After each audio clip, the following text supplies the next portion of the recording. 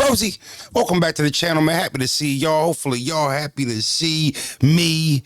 Beautiful Tuesday. Battle rap is whatever it is. This ain't about battle rap today. Today it's about none other than rebuttal game crazy. You know, I'll be honest with you. One of my favorite battlers of all time. Love the story. I'm a sucker, no Diddy, for good storylines. All the way back since the Attitude Era days in wrestling, if you're familiar with that in any way, but even boxing, the storylines that went into a career that made you resonate towards a specific basketball player, a wrestler, a boxer, a battle rapper. I always was a sucker for a good story and comeback stories. You know, a good storyline, comeback stories. And this career is nothing but that. This career is nothing but that. I mean, the story is there. You know, the tenure is there. The prestige is there. And very excited to do this. If you're new to the channel, welcome. Hit that subscribe button. Hit that like button. If you're not, you know what this is. It's Flowers with Froze. A-Ward. Let's walk. Yeah, we used to get it off the stove. Now we gon' get it off the rack. You're rocking with Frozen and bros. We're now in the zone. We need ice in the super chat. We about to kick in them doors. Like get on the floor. I wanna know where it's at. We at the table with legends. When they get to talking, I bet they don't tell you that. Hold up. Don't cut me off while I'm talking my talk. Been on the grind on our way to the top, and I still keep a G in the way that I walk. Same for the way that I talk, but we don't talk much, we just stay facts. And the fact is, we like Jay Black, and we about to bring this whole game back. Now let's walk. You about to walk with Frozen. You about to walk with bros. Look at me. Look at me. Yeah. Let's get to it. Let's get to it. Love Flowers with Froze, man. I don't really think it's enough of that going around. Y'all know the spill.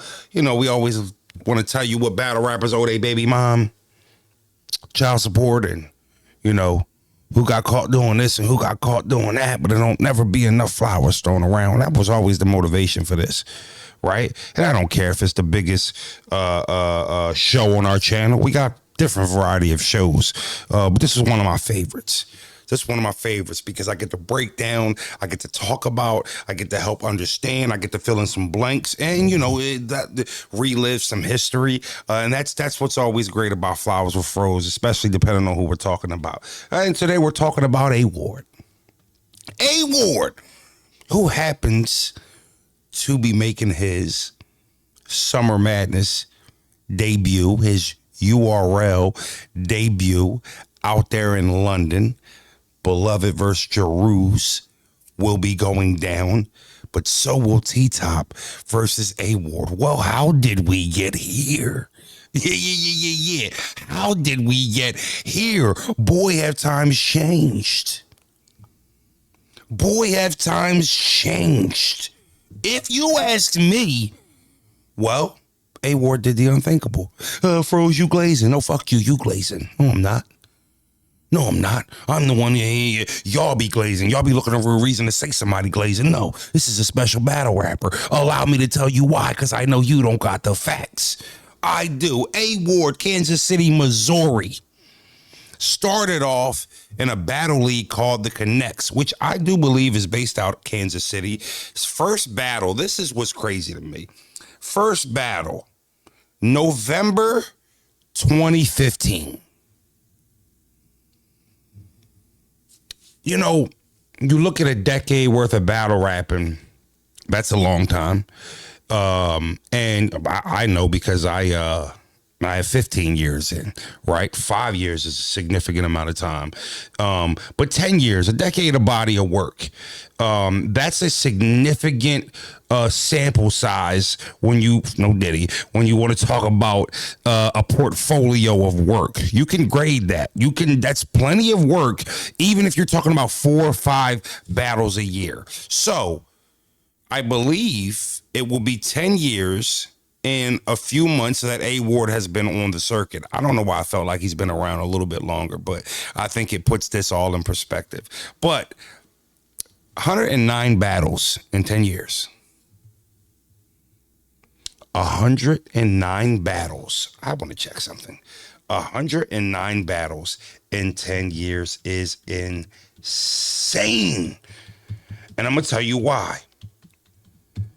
I don't like to incorporate myself to ever make it about me when I'm doing flowers or froze or giving somebody their flowers, but I like to use me as a base. I just so happen to be a pretty cool, pretty good, a pretty storied, respected battle rapper. So I like to use myself when I'm making examples for bad or good. The reason I'm going to use my example use myself as an example here, well, Frozenberg has been here for a decade and a half, 5 years over A-Ward, 71 battles in 15 years. That's a significant amount of battles. 71 battles. He got 5 years less than somebody like me or B Magic or Clean Paper. I don't know how many battles they have, right? 365 days times 5 less time on the circuit than us. Well, 109 battles, soon to be 110. And I'm sure I'm missing a few, and so is this site I'm on, right? But 109 battles in 10 years. Significant. There was no breaks. We're talking about 11 to 12 battles a year, a battle every month, sometimes 2 a month. That's dedication. So he starts back in 2015, the end of the year, really. So it's 2016 type shit almost. We're only in the November 5th, right? He battles a dude named Charlie Atlas. Home city and local league that I'm sure he had connections with. And 3 of his 1, 2, 3, 4, 5, 6.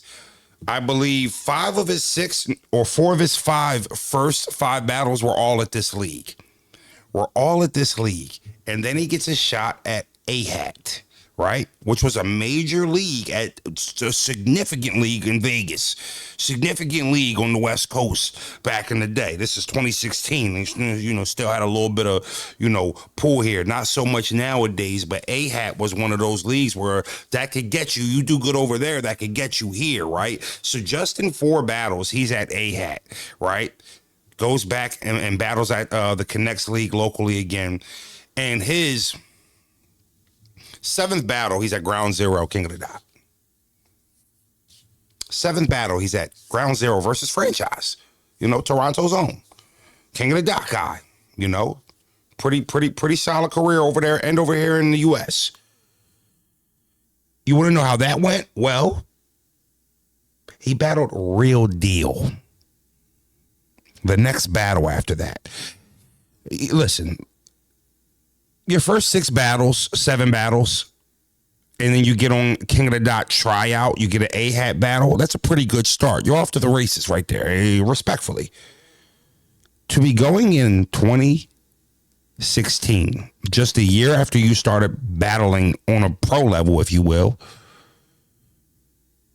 Real Deal? It's not normal. It's just not normal. Maybe back in 2010 when we were doing it, not this time. It's not really normal. You know what else is not normal? Right after the Real Deal battle, which is his first 100,000 view battle. That means something for a new battle rapper. It sure does. When you become a pro, they start, frowning at numbers in the hundreds of thousands and shit like that. Like it's just easy to do. But when you're early in your career, that's like your first million. Your first 100,000 view battle, trust me, any pro battler will tell you this and attest to this. Your first 100,000 view battle, whenever that was, if you have had the pleasure, opportunity, blessings to have a 1 million view battle, which a lot of battlers don't have that, right? I just got my first one with Charlie Clips and a lot of battles that are right there on the bubble, right? I felt as good. You feel as good for your first 100,000, just like your first 1 million. He walks in and he gets DNA after Real Deal. He has became a professional battle rapper in a year's time. Now, I understand that he's probably did some battling off camera and some other things that aren't as popular that aren't on the circuit. But the truth of the matter is the tracker is when you start charting league battles, A-Hats, Ground Zeros, King of the Dots, for sure, right? Goes back to his Connect League after he becomes a pro. Then you just start seeing the Cortezes, his record, the Carter Deems, Sharon, Bill Collector, Crack Liberty, that was in Philly, Mad Flex, Mac Myron, Chef Trez, Il Mac, Danny Myers, Geechee, Gotti, and B-Dot versus him and Loso, which is insane to have that on your resume. Chef Trez and A-Ward versus Twerk versus Prep, crazy. Dre Dennis, O-Red, Riggs, Ill Will, Arsenal, Shotgun, XL, Rosenberg Raw, Lou Castro, Charlie Clips, Kichi Gotti, A-Ward 1, Don Marino, Reed Dollars, QB Black Diamond, Rum Nitty, Big K, Soulcon, Kang, Clean Paper, Vixen, Emerson Kennedy, Averb, Charlie Clips, Frack, Real Sick, Appa, Bonnie Godiva, Tay Rock, Cali Smooth, Mac Myron and Clean Paper versus him and Loso, Thesaurus, Chef Trez, The Nicest rematch, Hollow the Don, Coffee, Geechee Trilogy with a rematch, Swave Seva. He's really battled everybody in a decade's time. But I want to get into why his career is special, right? You know, a lot of dudes have had cosigns. A lot of people have had branding. A lot of people have had the privilege to be a part of something bigger than their name itself, standing alone, right? I think majority of battle rappers who have gotten on the pro circuit has dealt with that to some degree. Whether, okay, you look at New Jersey Twerk as a URL guy, right? But then you look at maybe Big K as an RBE guy, or a King of the Dot guy, or Rosenberg as an RBE guy, or Jack Boy Maine all as a URL guy. You just look at guys who are attached to certain leagues that are actually, you know, bigger than their name itself. Twerk doesn't necessarily, is a different case because he's a megastar. But what I'm saying is, sometimes once you go pro in battle rap, you're getting paid, and then a league takes a liking to you, and you become one of their rosters. I'm not talking about you continue to do good business with them. Anybody can book a league with a league 10 times in a row. Doesn't mean they're King of the Dot, right? A-Ward has literally took the long road, the hard road, to becoming an independent entity that literally needs no cosign anywhere. All the superstars respect A-Ward tremendously. Game, no game. But you can miss how he got to the point of just being one of our peers or surpassing some of us, right? Just, he's here. Oh, yeah, that's A-Ward. No. It's not A-Ward. That's A-Ward. It's a different. That ain't A-Ward. That's A-Ward. Yeah. You know, the guy who has never been on URL, the guy who's been going back and forth, exclusivity deals with URL, negotiations with URL, never can get an agreement. Here he is going into year 10, 11, about to make his debut on his terms, the way he drew it up. You don't get to dictate. A lot of battlers don't get to dictate their careers in totality. That comes with star power. That comes with, you know, perks, depending on who you are, how much of a star you are, what you bring to what you're doing. You know, A-Ward was skill, though. Yeah. You don't get to debut at Summer Madness without an exclusivity deal or a long-term commitment or anything of that sort without having to battle 111 times, without having to take the long road and to do the difficult work to actually get your name out here. The fact that he has as many names on his resume that makes his resume as nasty as it is crazy. And everywhere he went, he excelled. It didn't matter if it was King of the Dot. He was fine. Transitioned over to RBE. He was fine. He actually excelled over there also, right? But then the riots, you know, the bar stores, the Black Ice Cartels, the Street Talks Entertainments, the eye battles. It's never some street status. Like, you just look, he's been everywhere. He's been everywhere with no major cosign. His skill set, his ability was the cosign. Man, that has to feel good. Because I've talked to A-Ward, I've been through it. He's had bumpy times. He's had times where he's gotten frustrated with how it was working, how he's being treated. Didn't feel like he really did anything to be warranted that way, regardless of who it was he was dealing with or whatever the case may be. You know, just even some of the rappers rebelling against him, you know, and he trying to discredit what he's actually doing because he hasn't been on URL, right? Or discrediting his impact or how much it matters because he actually doesn't have that stamp, that cosign, that every guy that sits at the top or sits at a professional, respectable level has it. You need it. It's almost mandatory. Yeah. You don't get to be one of the top 25 paid guys, the top 25 book guys who's on every single card, whether he's a main event, opener, co-main, it doesn't matter. He fits the mold anywhere. You don't get to be one of those guys without that cosign. There's not just a lot of dudes walking around here at that level where A-Ward is at without that cosign, at least once or twice. Or PG or something, or damn it, a Crucible, something, right? Name them. There may be a few here and there, but don't forget, they have to be of the level A-Ward is at today in 2025. So if we're not at that top level, because A-Ward's top tier, there's nothing mid-tier about him.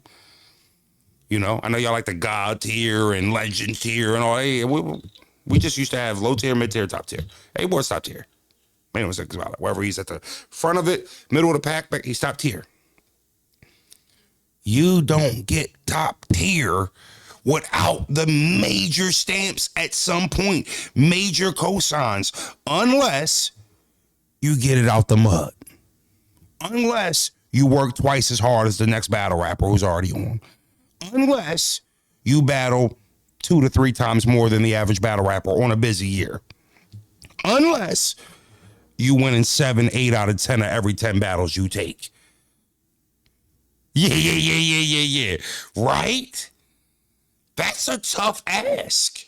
That is a tough ask. Do with somebody. Yo, listen, you got to battle about 100 times and you can't lose more than 10 to 15 times. You just can't. It's going to just diminish it, put you in a place where you're swimming around with a bunch of other people. You got to be different. Yeah, you have to stand out, right? Also, the Christian battle rapper thing, right? I don't judge a battle rapper off of his religion. It really doesn't mean much to me unless a rapper vocalizes it or, you know, for some reason, you know, it's public knowledge. He speaks on it publicly. I actually thought that also it made his job a little bit more difficult, right? There's a certain place that he can't go where most battle rappers can go, whether you believe it or not. He has to stay in a certain pool. That's why Glock 40 on your bitch ass, which wasn't crazy when you actually break it down, but it was insane when you think about the totality of the moment, who was who and what was what, right? I mean, he's really just had this the deck stacked against him his whole career, and all he's did is knock down the doors. Every hurdle has been put in front of him. Every time he's getting put in a pool or he's not this or he's missing, A-Ward just answers the bell. He's only, you can argue he beat Geechee twice. Literally can argue it 3 times if you add the compliment battle they just did on Barstools. You know how insane that is? Possibly sweeping somebody of the level of Geechee 3 times or just 2-1 him in 3 battles or just beating him twice, arguably. Literally one of the mega stars in the game. Like, there's not too many people, you know, what that on their jacket, what he has on his jacket. Then you can go look, right? special special ass whooping that Big K put on A Ward. It's one of the few blemishes he has on he has on almost near flawless resume. But you look at that, right? I always look, how do you bounce back? Right? What do you do? His bounce back versus Vixen was spectacular right after that. But the bigger bounce back was he found himself in a major grudge match the same year, less than 6 months after the Big K battle, which was one of his biggest battles of his career, promotion-wise too, right? He falls into another blue room, because he got beat in the blue room by Big K. He falls into another grudge match, the same calendar year, versus arguably the best to ever come out the Midwest. Flawless, bounce back, respond. Right? Certain people don't handle losing clear well. They never bounce back from it. It changes them. Right? Not A Ward, though. It's got a couple losses here and there. But the consistency is not in question. There's no way you can question his consistency. With all of the 110 plus battles. That is activity. That's working. Right? And then when you think about the win-loss percentage, what it needs to be to get him here to be able to debut on this Summer Madness in London, he beat the game. Beat the game. And I'm proud of him. I'm proud of him. It's special. It's special what his career has been and how he got to here and the road he had to take, how many places, how many airplanes he had to get on, how many time zones he had to switch, how many road games he had to battle, how many back-to-back weekends he had to battle, and you just can't calculate it. You can't calculate it. You know, it's the stuff that doesn't show up on the stat sheet. That he was able to persevere through, that has made him one of the best battle rappers in the world in 2025. And I don't think anybody has to say that quietly. I think you could poke your chest out a little bit when you're talking about A Ward. There's not just a battler in the world he can't beat on his A game. Like, if he's on his A game, it's tough for the best in the world. Special battle rapper, man. Special battle rapper. Good luck, A Ward. Congratulations on the debut on Summer Madness. They gave you T-Top. He's sneaky. They brought Big K back, did the same thing to him in Volume. So just, study the game tapes, know the situation. This one's in London. Little control climbing is going to be different. They put Big K in the control climbing and then let T-Top do that to him. Big T-Top won't be able to control this. So this is going to be a heads-up matchup. You versus T-Top, who going to have it? And on your debut, I expect nothing less than what I've gotten out of 110 battles and 10 years worth of work. Flawless effort, consistency, and crazy rebuttals. And if your friends won't tell you, Rosie will.